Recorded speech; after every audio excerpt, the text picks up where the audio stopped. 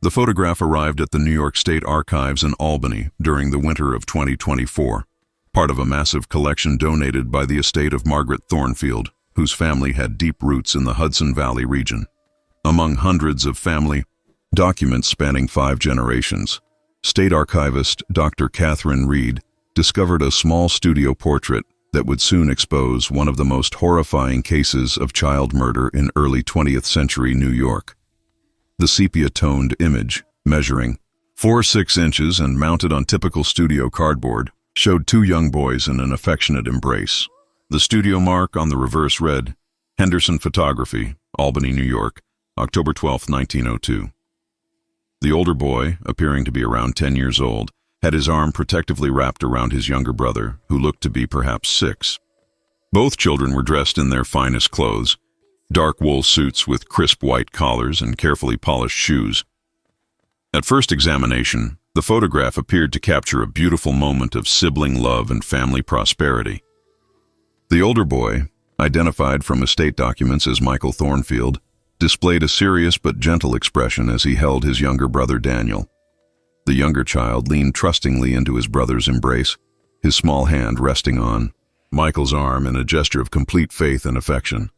It looked like countless other family portraits from the Edwardian era, Dr. Reed initially observed.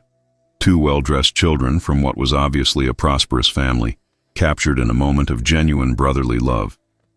The donation paperwork indicated that the photograph had been preserved in Margaret Thornfield's personal collection for over 60 years.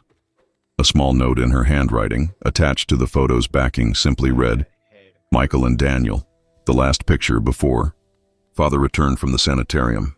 What Dr. Reed couldn't have known as she processed the donation was that this tender portrait of brotherly love had been taken just 3 days before Daniel Thornfield would be found dead in the family cellar, and that the photograph contained visual evidence of the terror that had driven his older brother to commit an unthinkable act.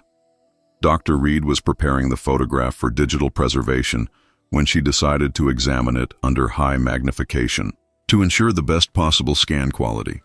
Using the archive's sophisticated digital enhancement equipment, she zoomed in on the children's faces to capture fine details for the historical record. What she discovered in Daniel's eyes would haunt her for the rest of her career. Under extreme magnification, the 6-year-old's eyes revealed something that defied explanation. Reflected in both corneas, barely visible but unmistakably present, was the image of what appeared to be a man's face, but not just any face. The reflection showed features that were grotesquely distorted, with what looked like surgical scars or deliberate mutilation creating an appearance so disturbing that Dr. Reed physically recoiled from the monitor. At first, I thought it might be a defect in the photographic plate or perhaps some kind of double exposure, Dr. Reed later explained. But when I enhanced the image using modern digital techniques, the reflection became clearer and more horrifying. There was definitely a human face in those corneas, but it was the face of something that had been deliberately transformed into a nightmare. The discovery became more disturbing as Dr. Reed realized what the reflection implied. For such a detailed image to appear in both of Daniel's eyes simultaneously, the source would have had to be directly in front of the child during the photography session. But studio records showed that only the photographer and the 2 boys had been present during the session. Further digital enhancement revealed additional troubling details. While Michael's protective embrace appeared genuine and loving, careful examination showed that his grip on his younger brother was tight enough to leave marks on Daniel's clothing. The older boy's expression, while appearing protective at normal viewing distance, showed signs of desperate determination when examined closely. Most disturbing of all was the expression in Daniel's eyes themselves.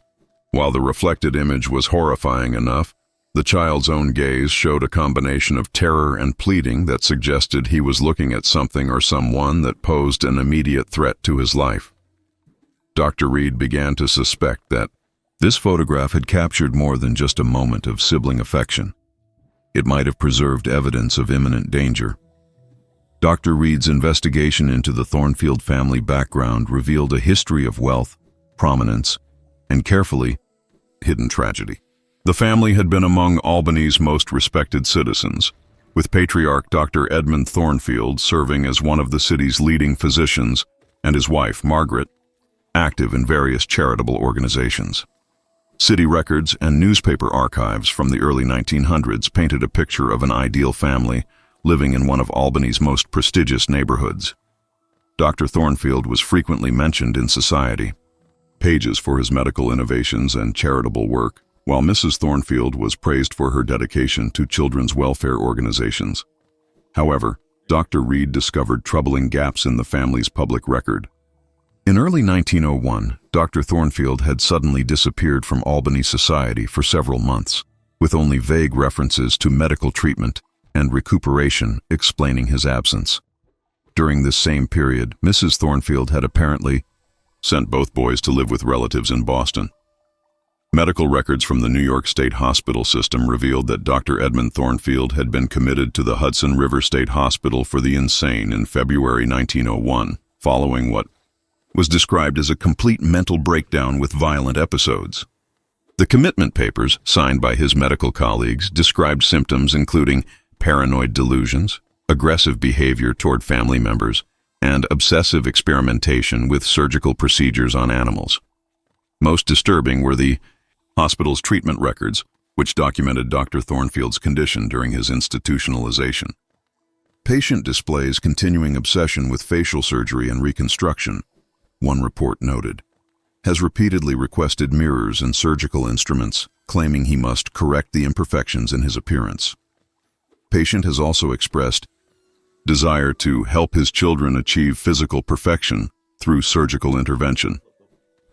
The records revealed that Dr. Thornfield had been experimenting on himself during his confinement, somehow obtaining surgical tools and performing crude operations on his own face. By the time of his release in September 1902, his appearance had been so drastically altered that hospital staff described him as barely recognizable as the same individual. Hospital discharge records showed that Dr. Edmund Thornfield had been released from the Hudson River State Hospital on October 8, 1902, just 4 days before the photograph of his sons was taken. The timing of these events would prove to be tragically significant. Dr. Reed found a letter from Dr. Thornfield to his wife, written from the hospital just days before his release. My dearest Margaret, I have achieved the breakthrough I have long sought. The procedures I have perfected on myself will allow me to help our boys reach their full potential. They need not suffer the imperfections that have plagued our family for generations. The letter continued with increasingly disturbing details about Dr. Thornfield's plans for his children. Daniel, in particular, requires immediate attention. His facial structure shows the same flaws that I have now corrected in myself. I have developed techniques that will transform him into the perfect child we have always wanted. Mrs. Thornfield's response, found in the hospital correspondence files, revealed her terror at her husband's condition. Edmund, I beg you to reconsider these thoughts. The children are perfect as they are, and I fear what you have done to yourself. Your appearance now frightens even the hospital staff. Please, for the sake of our family, abandon these surgical obsessions. Despite his wife's pleas, Dr. Thornfield had convinced the hospital board that he was mentally stable and ready to resume his life. The discharge summary noted, patient appears calm and rational when discussing general topics. However, staff recommends careful monitoring as patient continues to display unusual preoccupation with surgical modification of facial features. Dr. Reed discovered that Mrs. Thornfield had been so frightened by her husband's transformed appearance and obsessive plans that she had immediately taken the children to have what she believed might be their final portrait taken together. The photograph of Michael and Daniel hugging had been taken as a memento of their brotherly bond, in case their father's return ended their childhood forever. Mrs. Thornfield's diary, preserved in the family papers, provided a first-hand account of the 3 days between Dr. Thornfield's return and the tragedy that would follow. Her entries revealed that Michael, despite being only 10 years old, had immediately recognized the danger his father posed to his younger brother. Michael has barely let Daniel out of his sight since Edmund returned, she wrote on October 9, 1902. He seems to understand, with the terrible intuition of children, that his father means to harm Daniel. Last night I found Michael sleeping on the floor beside Daniel's bed, and when I asked why, he said he was keeping watch. The diary revealed that Dr. Thornfield's appearance had been so drastically altered by his self-performed surgeries that he was virtually unrecognizable. "I barely knew the man who came home to us," Mrs. Thornfield wrote. "His face, God help me, what he has done to himself is beyond description. The children are terrified to look at him, and I cannot blame them." Mrs. Thornfield documented her husband's increasingly erratic behavior following his return.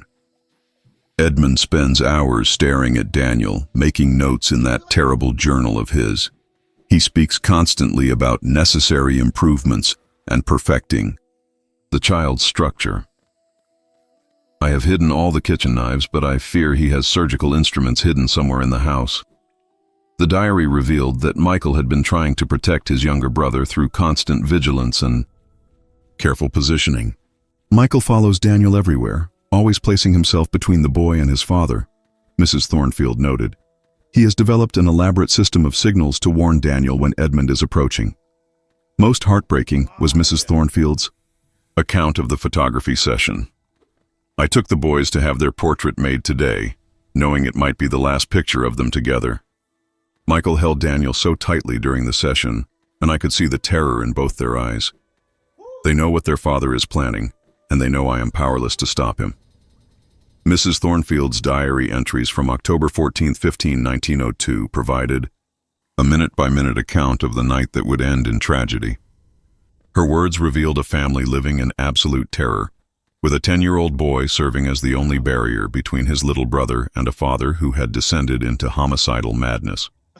"Edmund has been in his study all evening, sharpening instruments," she wrote on the evening of October 14th. "I can hear the sound of metal on stone through the walls. Michael refuses to leave Daniel's side, and I have barricaded us all in the children's room. But I know Edmund will find a way to get to us." The diary revealed that Dr. Thornfield had been systematically preparing for what he called Daniel's transformation. He had converted the basement into a makeshift surgical theater, complete with restraints and medical equipment he had somehow acquired during his hospitalization. "I found Edmund's journal," Mrs. Thornfield wrote.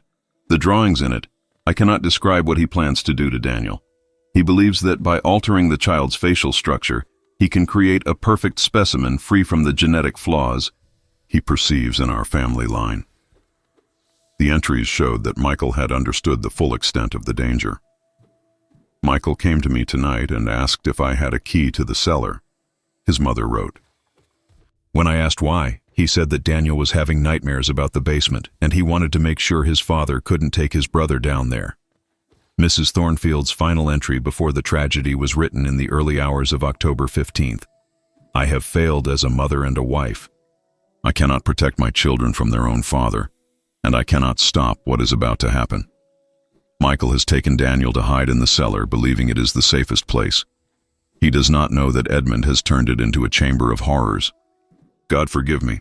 I should have taken them away before this, but I was too frightened to act."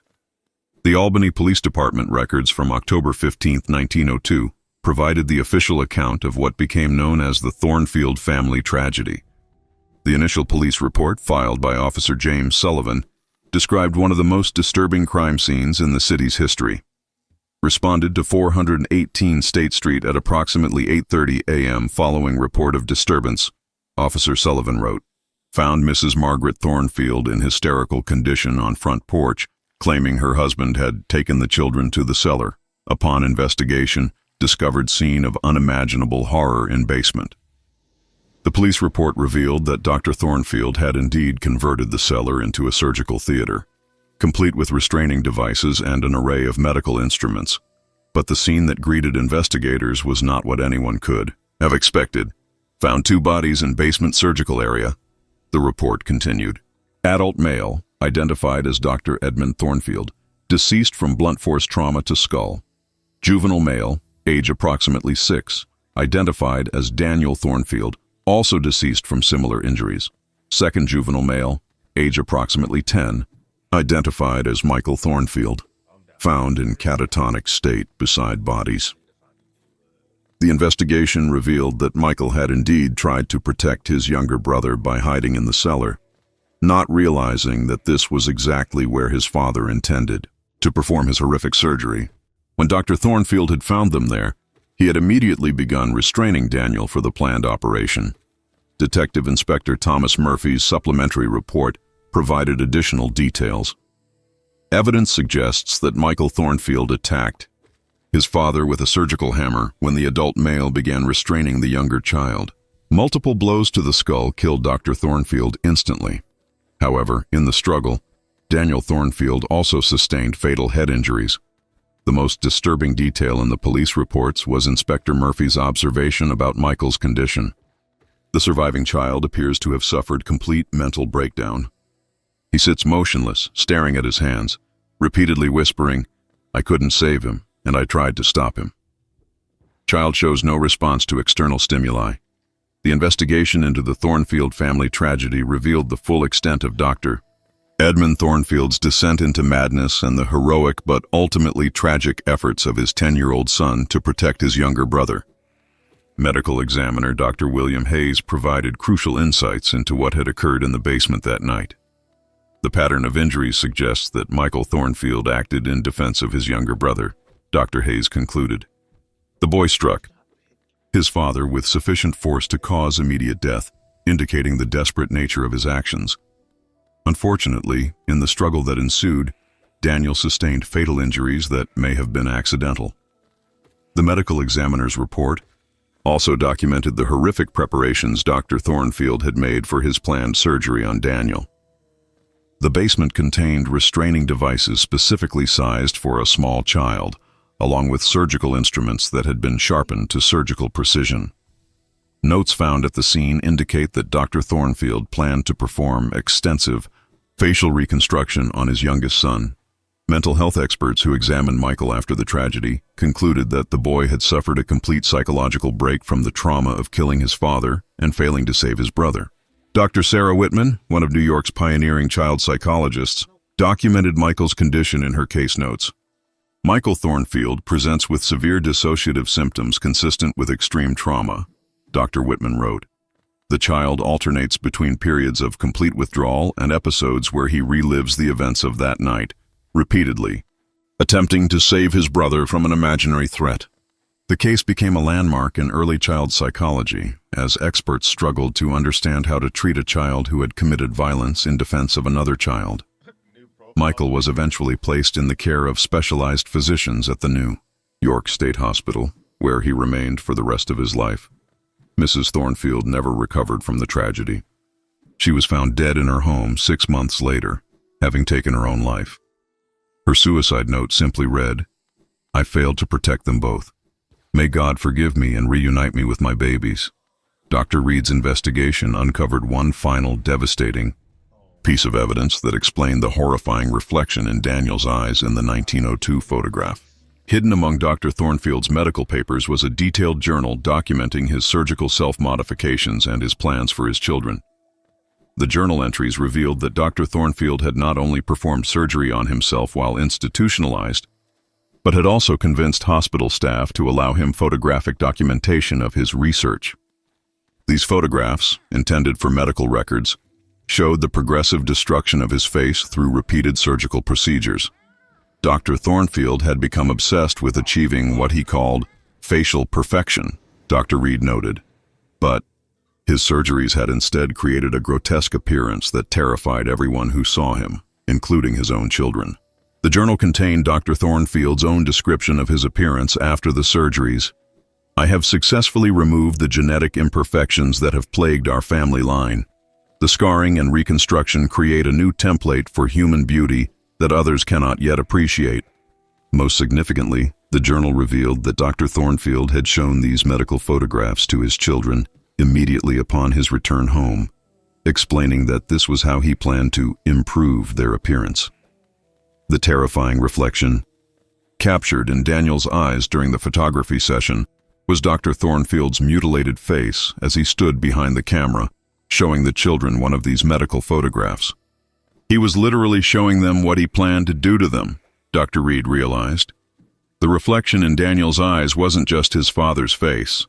It was a photograph of surgical mutilation that represented the child's impending fate. The journal's final entry, written the night before the tragedy, confirmed Dr. Thornfield's intentions. Tomorrow I begin Daniel's transformation. Michael will understand in time that I am giving them both the gift of perfection. They will thank me when they see how beautiful they can become. Dr. Reed's investigation into the 1902 photograph of Michael and Daniel Thornfield concluded with the publication of a comprehensive study that shed new light on early 20th century mental health treatment and the tragic consequences of untreated psychosis. The case became a touchstone for understanding both the failures of early psychiatric care and the extraordinary courage children can display when protecting their siblings. The photograph itself was placed in the New York State Archives Special Collection on Historical Trauma with detailed documentation of its significance as evidence of both family love and impending tragedy. The image serves as a powerful reminder of how seeming moments of tenderness can mask underlying terror. This photograph captures the purest form of brotherly love under the most horrific circumstances. Dr. Reed wrote in her published research, Michael's protective embrace was not just an expression of affection, it was a 10-year-old's desperate attempt to shield his brother from a threat he could barely comprehend. Medical historians use the case to examine the failures of early psychiatric treatment and the dangers of releasing patients who had not fully recovered from severe mental illness. Dr. Thornfield's case led to significant reforms in how hospitals evaluated patients for discharge and monitored their reintegration into family life. The reflection in Daniel's eyes became the subject of extensive analysis by photography experts and forensic specialists. The images served as evidence that even early 20th century photography could capture details that revealed hidden truths about dangerous situations. The technology of 1902 was sophisticated enough to preserve evidence that we can now extract using modern digital enhancement, Dr. Reed explained. Daniel's eyes captured the face of his would-be killer, preserving evidence of the threat that his brother died trying to prevent. Michael Thornfield lived until 1967, spending 65 years in institutional care. In his final lucid moments, he spoke to a nurse about the photograph. I held Danny as tight as I could. I wanted to keep him safe forever. In that picture, we're still together, and he's still safe in my arms. The photograph now serves as both a memorial to brotherly love and a reminder of the importance of protecting children from those who would harm them. Daniel's eyes, reflecting the face of horror that threatened him, continue to bear witness to the courage of a brother who gave everything to try to save him.